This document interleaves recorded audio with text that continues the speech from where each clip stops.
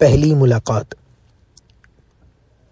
سرور کائنات صلی اللہ تعالی علیہ وآلہ وسلم کی عمر شریف کا 40واں سال تھا۔ خاکدان گیتی میں رسالت محمدی کے اعلان کا وقت اب بہت قریب آ گیا تھا۔ کائنات کا ذرہ ذرہ فاران کی چوٹی سے نشر ہونے والے پیغام کے لیے گوش بر آواز تھا۔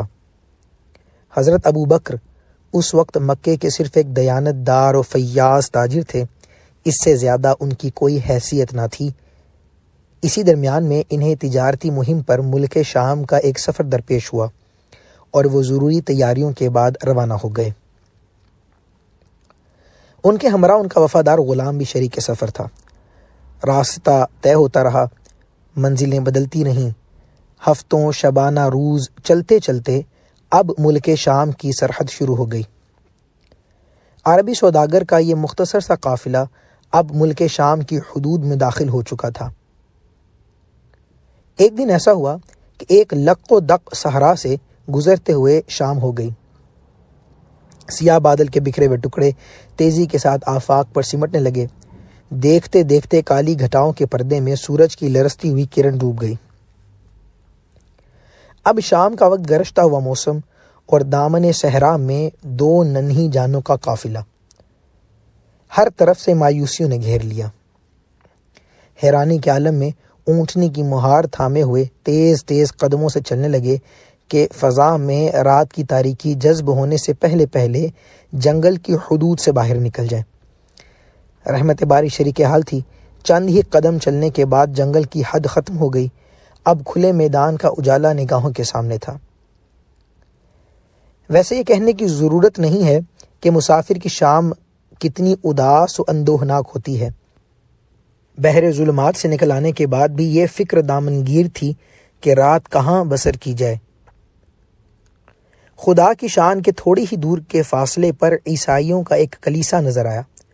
آبادی کا نشان دیکھتے ہی جان میں جان آئی کہ رات گزارنے کے لیے ایک پناہ گاہ مل گئی ہے۔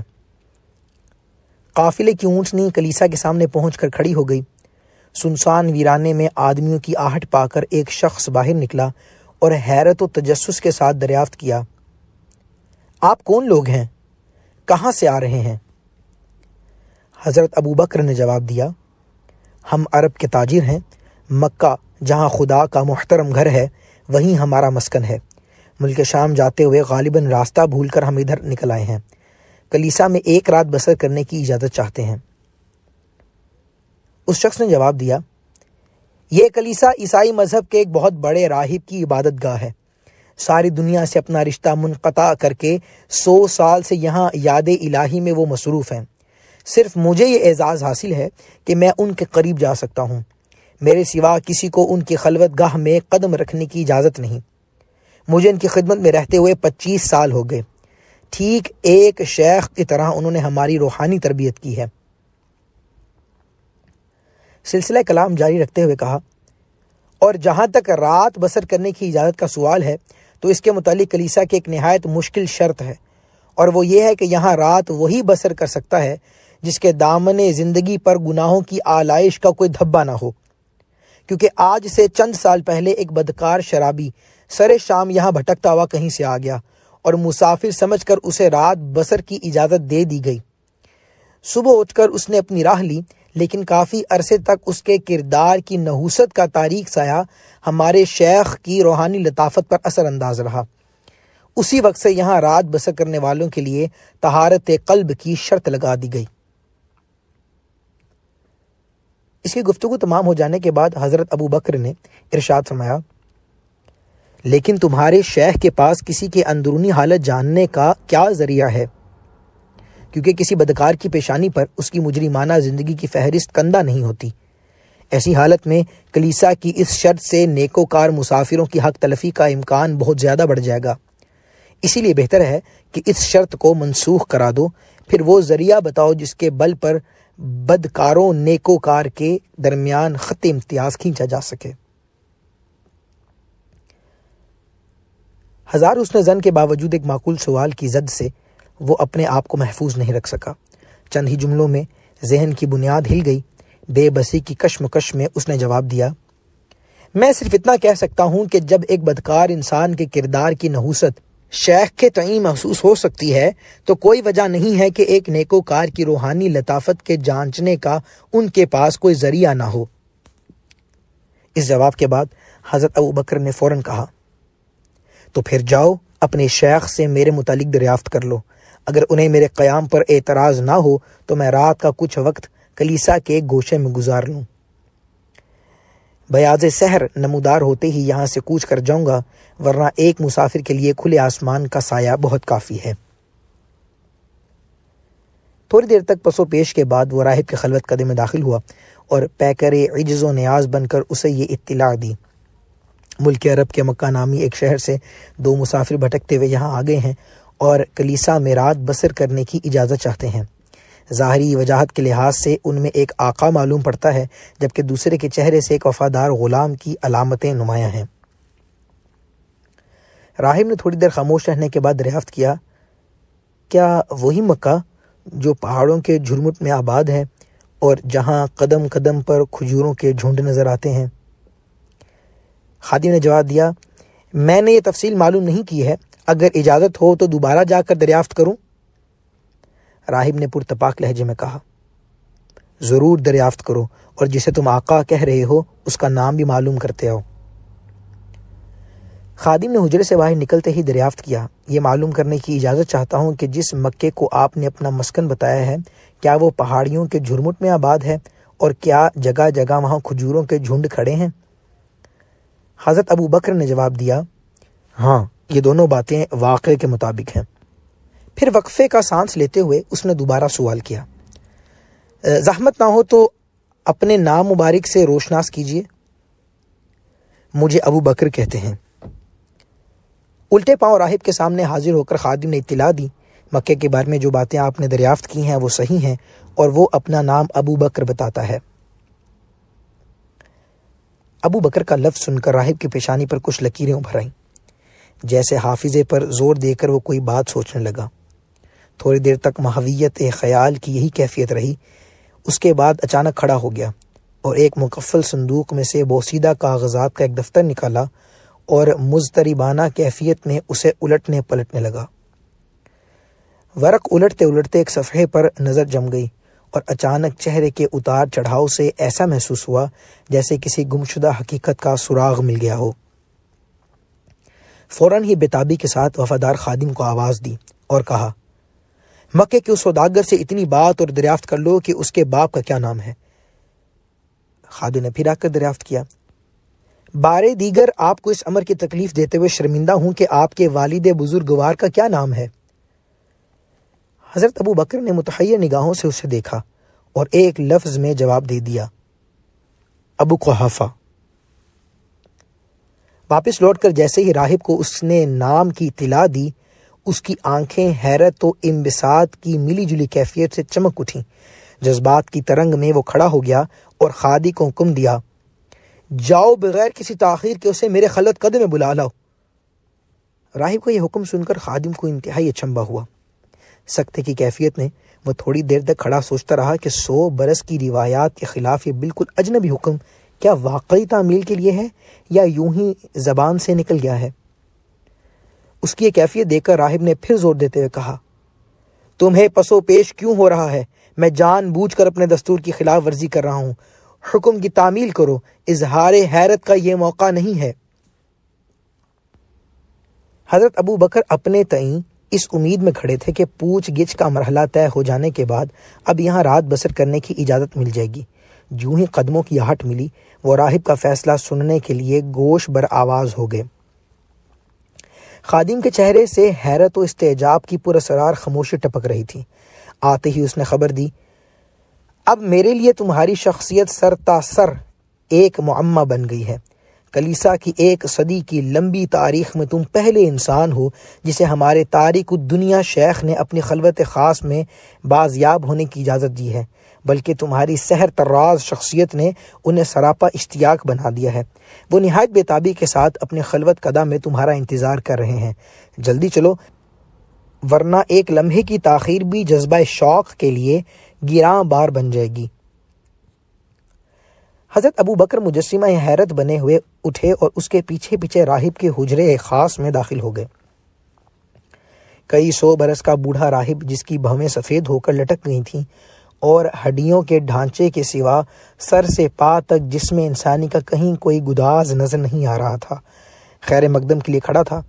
حجرے میں قدم رکھتے ہی ایک مدھم سی آواز کان میں آئی، اگر تم وہی ہو جس کی چند نشانیاں میرے پاس محفوظ ہیں تو آج تمہارے دیدار کا شرف حاصل کر کے میں ہمیشہ اپنی خوش نصیبی پر فخر کروں گا۔ یہ کہتے ہوئے اپنی لٹکی ہوئی پلکوں کو آنکھوں کے روزن سے ہٹایا اور چراغ کی تیز روشنی میں سر سے پا تک ایک بار سارے جسم کا جائزہ لیا۔ کبھی کتاب کے بوسیدہ ورق پر انگلی رکھتا، کبھی چہرے کے خد و خال کا مطالعہ کرتا۔ نوشتہ کتاب اور صحیفہ رخ کا کافی دیر تک تقابل کرنے کے بعد ایک مرتبہ عالم بے خودی میں آواز دی، زحمت نہ ہو تو اپنے داہنے ہاتھ کی کلائی ذرا میرے آنکھوں کے قریب کر دو۔ کلائی پر تجسس کی نگاہ ڈالتے ہی اس کے جذبات قابو سے باہر ہو گئے۔ اپنے لرزتے ہوئے ہونٹ سے انگلیوں کا بوسہ لیتے ہوئے کہا، اجازت دو کہ میں تمہیں امیر المؤمنین ابو بکر صدیق کہہ کر پکاروں۔ تحیر آمیز لہجے میں حضرت ابو بکر نے کہا، سمجھ میں بات نہیں آئی کہ صرف ایک رات بسر کرنے کے سوال پر کتنا بکھیڑا پھیلا دیا ہے تم نے۔ کبھی ہم سے مکے کا جغرافیہ پوچھتے ہو، کبھی میرا اور میرے باپ کا نام دریافت کرتے ہو، کبھی کوئی 100 برس کا پرانا کاغذ لے کر میرے چہرے اور جسم کے نشانات کا جائزہ لیتے ہو، اور اب تم نے مجھے ایسے نام سے موسوم کرنے کی اجازت چاہی ہے جس نام سے میرے باپ نے موسوم ہی نہیں کیا تھا۔ تم ہی سوچو آخر یہ کیا تماشا ہے؟ درماندہ انسانوں کے ساتھ اس طرح کا مذاق ایک تاریک دنیا راہب کو ہرگز زیب نہیں دیتا۔ سیدھے سادے انداز میں ایک رات بسر کرنے کی اجازت دینی ہو تو دے دو، ورنہ آسمان کا شامیانہ ہمارے لیے بہت کافی ہے۔ یہ کہہ کر حضرت ابو بکر واپس ہی لوٹنا چاہتے تھے کہ راہب نے ان کا ہاتھ تھام دیا۔ ہائے کاش آسمانی بشارت سن کر تم آزردہ خاطر ہو گئے، معاذ اللہ، روئے زمین کی ایک محترم ہستی سے میں کبھی مذاق نہیں کر سکتا۔ تمہارے مقدر کے جو نوشتے میرے پاس محفوظ ہیں میں نے انہیں صرف پڑھ کر سنایا ہے۔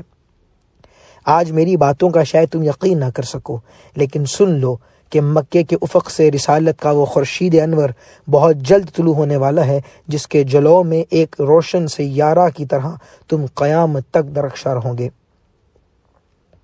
آسمانی صحائف میں گیتی کے آخری پیغمبر کے جلوہ گر ہونے کی جو نشانیاں بتائی گئی ہیں، انہی کے ذیل میں تمہاری فضیلت و تقرب کی جو نشاندہی کی گئی ہے، اس کی واضح علامتیں میں تمہاری شخصیت کے آئینے میں پڑھ رہا ہوں۔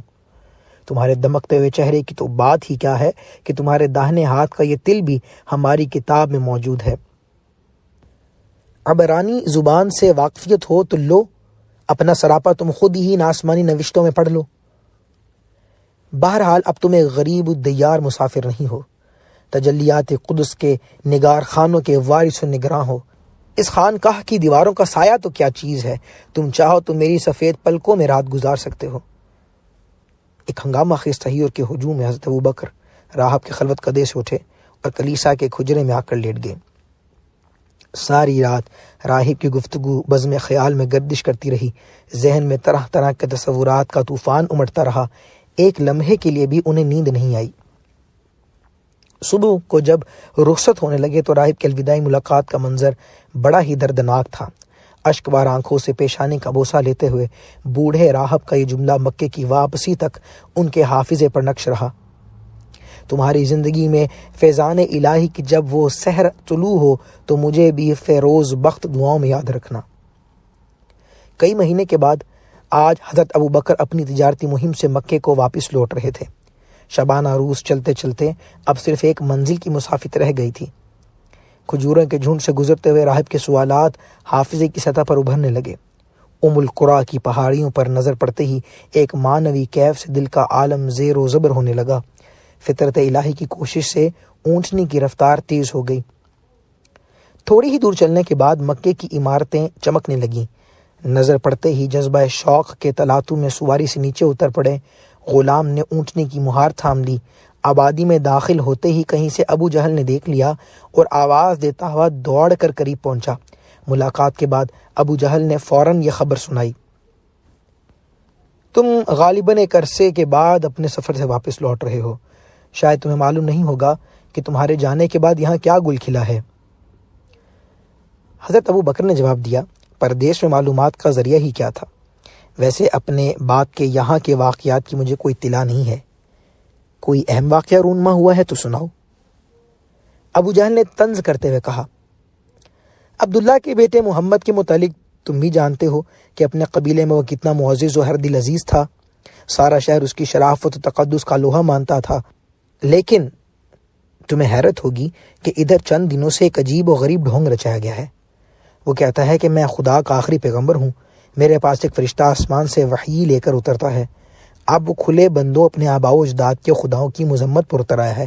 لات و حبل کے سنگ آستان سے باغی بنا کر وہ لوگوں کو ایک نادیدہ خدا کی پرستش کی دعوت دے رہا ہے۔ دنیا عرب کے قدیم مشرب کے خلاف اس باغیانہ اقدام پر سارے مکے میں غیظ و غضب کی آگ بھڑک اٹھی ہے۔ فی الحال ابو طالب کی ضمانت پر اس کے خلاف ابھی کوئی تعزیری کارروائی عمل میں نہیں لائی جا سکتی ہے، لیکن حالات شاہد ہیں کہ جس دن وہ اپنے بھتیجے کی حمایت سے دستبرداری کا اعلان کر دیں گے، اس دن مکے کی زمین اپنی وسعت کے باوجود اس پر تنگ ہو جائے گی۔ قوم میں تمہاری ذہانت و سنجیدگی ضرب المثل ہے۔ عام طور پر تمہاری بات کا بہت زیادہ وزن محسوس کیا جاتا ہے۔ ہمیں امید ہے کہ اس فتنے کی سرکوبی میں تم اپنی بہترین صلاحیتوں کا مظاہرہ کر کے اپنی قوم کو شکر گزار بناؤ گے۔ ابو جہل کی گفتگو سن کر حضرت ابو بکر کی نگاہوں کے سامنے ایک نئی زندگی کا مستقبل چمکنے لگا۔ راہب کی پیشن گوئی بظاہر حقیقت کے سانچے میں ڈھلتے ہوئے محسوس ہونے لگی۔ جذبات کے تلاطم پر قابو پاتے انہوں نے جواب دیا، ابھی تو میں ایک طویل سفر سے واپس لوٹ رہا ہوں، چہرے کی گرد تک صاف نہیں کر سکا ہوں۔ بطور خود حالات و واقعات کا جائزہ لینے کے بعد ہی کوئی رائے قائم کر سکوں گا۔ ابھی سر راہ عجلت میں کیا کہہ سکتا ہوں۔ ابو جہل سے پیچھا چھڑا کر سیدھے اپنے گھر تشریف لائے۔ غلبہ شوق اور جذبہ طلب نے اتنی بھی مہلت نہیں لینے دی کہ سامان اتار کر گھر میں قدم رکھتے اس مسافرانہ سج دھج میں بنو ہاشم کے قبیلے کی طرف نکل پڑے۔ سیدھے ابو طالب کے گھر پہنچے اور سرکار اقدس کی بابت دریافت کیا۔ معلوم ہوا کہ وہ کوہ ابو قبیس کی طرف تشریف لے گئے ہیں۔ ایک نامعلوم وارفتگی شوق کے عالم میں جیسے ہی وہ کوہ ابو قبیس کے قریب پہنچے، دیکھا کہ دامن کوہ میں سرکار ایک چٹان پر تشریف فرما ہے۔ عارض تاباں سے رحمت و نور کا آبشار پھوٹ رہا ہے۔ قدموں کی آہٹ پاتے ہی رخ اٹھا کر دیکھا اور مسکراتے ہوئے ارشاد فرمایا، مرحبا اہلا و سہلا، مبارک ہو، تمہارا آنا مبارک ہو۔ خیر مقدم کا انداز بتا رہا تھا کہ وہ یوں ہی نہیں بیٹھے تھے، کسی نئے آنے والے کا انتظار تھا انہیں۔ اعلان نبوت کے بعد حضرت ابو بکر کی یہ بالکل پہلی ملاقات تھی۔ مسرتوں کے انوار سے سرکار کا چہرہ جگمگا رہا تھا۔ کیوں نہ ہو کہ آج امت مرحومہ کی بنیاد پڑنے والی تھی۔ حضرت ابو بکر نے اپنے نوشتہ تقدیر کا انجام دیکھنے کے لیے حیرانی کے عالم میں خاموش کھڑے ہی تھے کہ گل اقدس کی پتیوں کو حرکت ہوئی اور کشور دل کو فتح کرنے والی ایک آواز فضا میں بکھر گئی، ابو بکر، کلمہ حق کی طرف سبقت کرنے میں پیچھے آنے والوں کا انتظار نہ کرو۔ خدا کا آخری پیغمبر تمہیں حیات سرمدی کی دعوت دے رہا ہے، اسے بغیر کسی پس و پیش کے قبول کرو۔ حضرت ابو بکر نے سر جھکائے ہوئے جواب دیا، خدا کے رسولوں کے متعلق میں نے سنا ہے کہ جب وہ دنیا میں مبعوث ہوتے ہیں تو منصب رسالت کی تصدیق کے لیے اپنے ہمراہ کچھ نشانیاں لے کر آتے ہیں۔ میں بھی اپنے تئیں اطمینان قلب کے لیے کسی نشانی کا امیدوار ہوں۔ سرکار رسالت نے حضرت ابو بکر کی طرف دیکھ کر فرمایا، نشانیوں سے گزرنے کے بعد بھی تمہیں اب نشانی کی احتیاج باقی رہ گئی ہے؟ کلیسا کی اس سنسان رات کو بھی زیادہ دن نہیں گزرے ہیں۔ یاد کرو تمہاری داہنی کلائی کا تل دیکھ کر شام کے راہب نے تم سے کیا کہا تھا؟ میری رسالت کی تصدیق کے لیے کیا آسمانی صحائف کے وہ نوشتے کافی نہیں ہیں جنہیں رات کی تنہائی میں اس بوڑھے راہب نے تمہیں پڑھ کر سنائے تھے؟ پھر تمہاری روح کا وہ اضطراب مسلسل جس نے تمہاری آنکھوں کی نیند اڑا دی ہے اور جو تمہیں غبار آلو چہرے کے ساتھ کشاں کشاں کھینچ کر یہاں لایا ہے، کیا میری رسالت کے قرار کے بغیر بھی اس کی تسکین کا کوئی اور سامان ہو سکتا ہے؟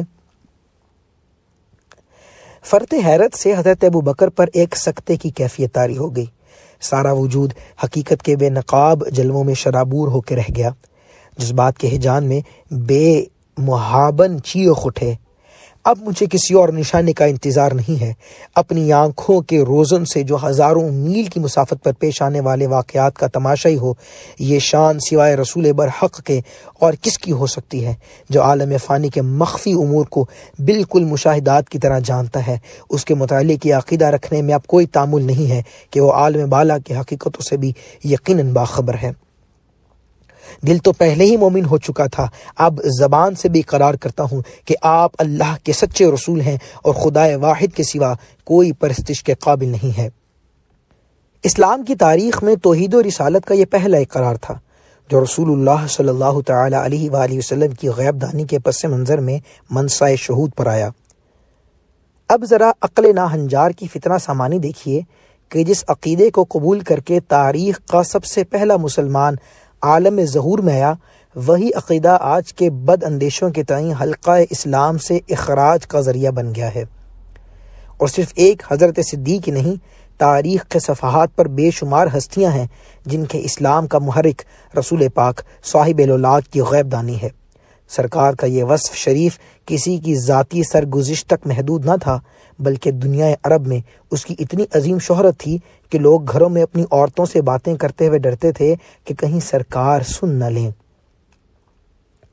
حضور کی غیب دانی کے بارے میں مکے کے مشرکین کا عام عقیدہ تھا کہ کسی بھی واقعے پر مطلع ہونے کے لیے انہیں کسی مخبر کی ضرورت نہیں، دیواروں کے ذرے اور راہ گزر کے سنگریزے انہیں خبر کر دیتے ہیں۔ اسی ابو جہل کے متعلق یہ واقعہ عوام و خواص میں مشہور ہے کہ منصب رسالت کی آزمائش کے لیے وہ چند کنکریاں مٹھی میں چھپائے ہوئے حاضر ہوا اور کہا کہ اگر آپ رسول ہیں اور آسمان و زمین کے اسرار کی خبر رکھتے ہیں تو بتائیے میری بند مٹھی میں کیا ہے۔ ابو جہل جیسے شقی و منکر کو بھی یہ اعتراف تھا کہ رسول کے لیے غیب دانی لازم ہے، جو رسول ہوگا اسے زمین و آسمان کے اسرار کی یقیناً خبر ہوگی، لیکن یہ آج کے کلمہ گو ہیں جو رسول پاک کی غیب دانی کا انکار کرتے ہوئے ابو جہل سے بھی نہیں شرماتے۔